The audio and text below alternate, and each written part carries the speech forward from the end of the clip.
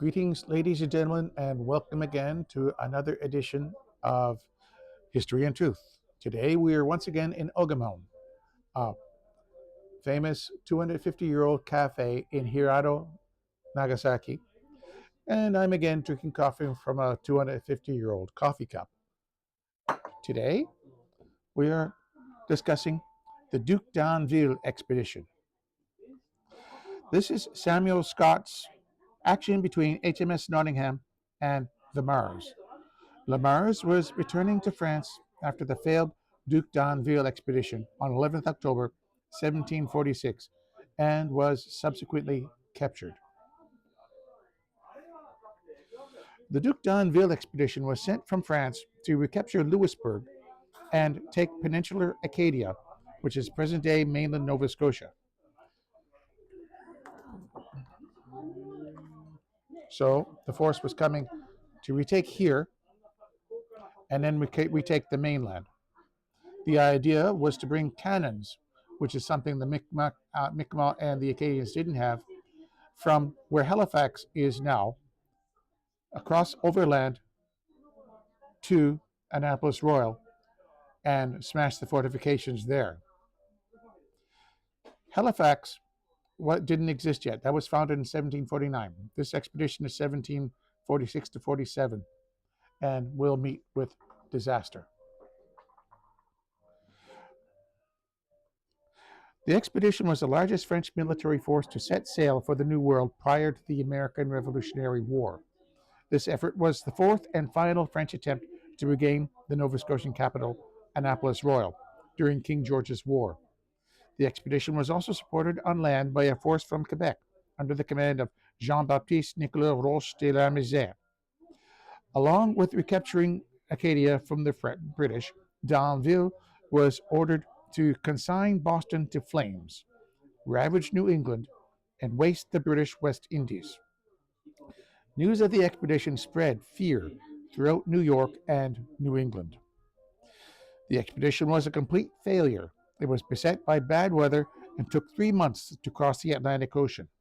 Many of the ship's crews and the troops being transported fell ill before the expedition finally reached Chebucto Bay, which is present-day Halifax Harbor, and D'Anville died not long after its arrival.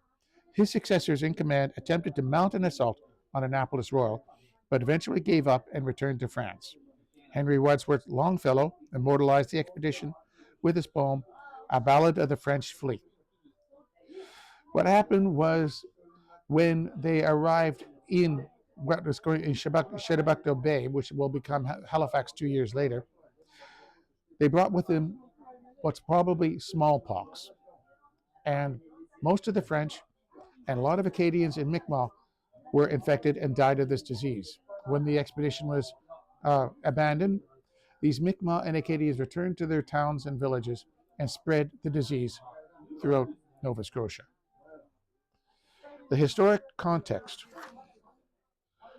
The British had captured the capital of Acadia in the siege of Port Royal in 1710 and renamed it Annapolis Royal.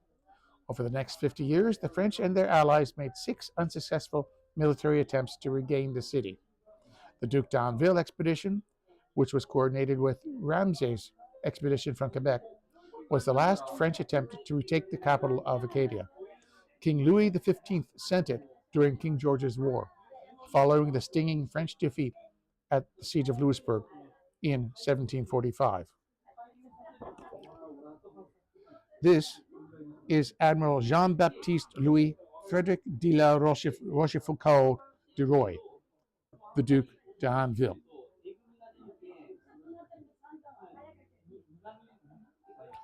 The expedition included 11,000 men and a fleet of 64 ships. The expedition was led by French Admiral Jean-Baptiste Louis Frédéric de la Rochefoucauld de Roy, Duc D'Anville, him. The commissary general in charge of supplies was François Bigot. The fitting out of this fleet was slow and difficult, and it did not sail from Ile-de France until 22nd June 1746. A subsequent storm in the Bay of Biscay and adverse winds slowed the transatlantic crossing. Disease broke out on the ships, typhus and scurvy. Smallpox would break out later when they arrived in Chebucto. The fleet ran into a long, dead calm off the Azores. This ended in a storm, during which several vessels were struck by lightning, which, in one case, caused a magazine explosion that killed and wounded over 30 men. By 24th August, the expedition had been at sea for over 2 months, but was still 300 leagues, 1,400 kilometers from Nova Scotia.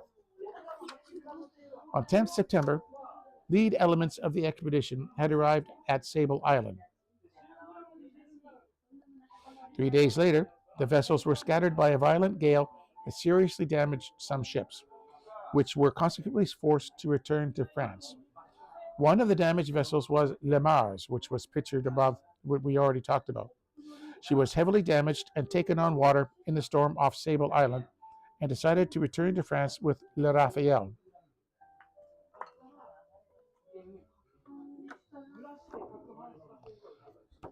Here is Le Mars, which is this ship.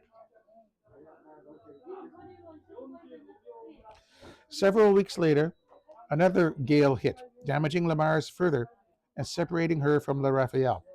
20 leagues, 97 kilometers off Ireland, HMS Nottingham here severely damaged Le Mars in an attack and took her as a prize on October 1746. She was added to the British Navy as the HMS Mars during the French and Indian War. The ship sank in Halifax Harbor in June 1755 after hitting a rock, known to this day as Mars Rock. An expedition under the command of Jean-Baptiste Nicolas Roche de Ramezay was sent from Quebec to work with D'Anville's expedition.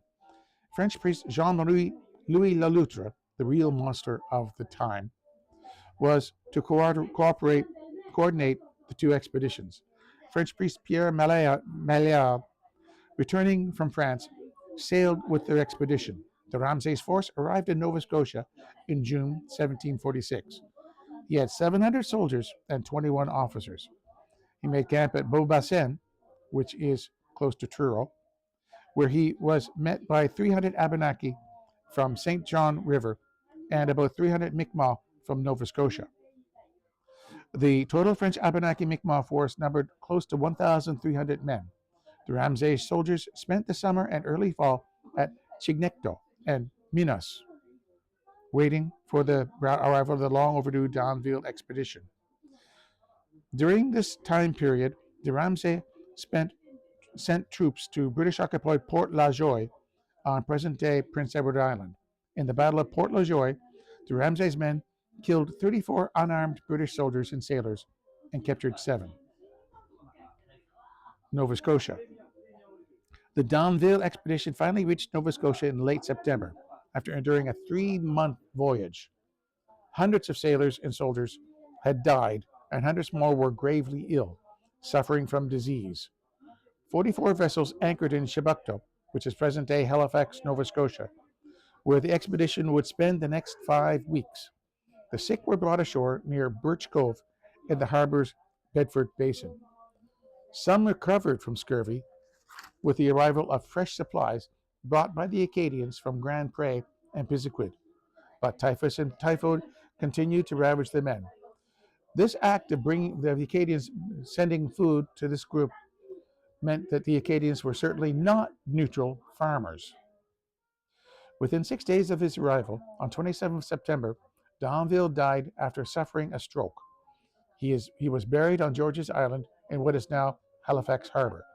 His remains stayed there for 3 years before being taken to Louisbourg in September 1749 during the establishment of Halifax. On 29 September, a council of war led by D'Anville's replacement, Constantin Louis d'Estormel, decided to send 1,500 men from the expedition and 300 from the de Ramsay expedition to attack Annapolis Royal. D'Estormel became overwhelmed and discouraged and quickly resigned after a suicide attempt. The next to assume control of the expedition was Governor General Designate of New France and passenger with the fleet Jacques-Pierre de Taffanel de Jonquière, Marquis de la Jonquière. The plan to attack the capital, Annapolis Royal, intensified. even while men continued to die of disease. By mid-October, 41% of the men who reached Shabakto with the fleet were dead or seriously ill. 2,861 petty officers, seamen, and soldiers. The contagion spread to the Miquelon and de Ramsay's men. This is Duc D'Anville approaching Shabakto, Western Hotel Mural in Halifax, Nova Scotia. Shabakto, which will become Halifax.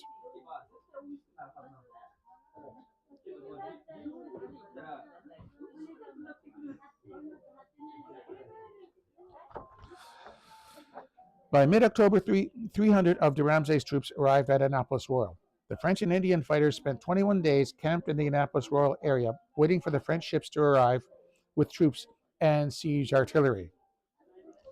They cut off British land communications with Minas and attempted to stop all contact between the fort and the Acadians. The cannons were on a ship that the British sank, but the French didn't know that.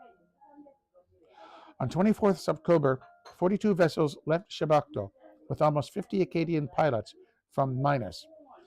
3 hospital ships set sail for France with the most critically ill. 13 of the ships carried 94 officers and 1,410 soldiers to conduct the siege. 2 days later, as the fleet was off Cape Negro, Nova Scotia, La Jonquière changed his mind.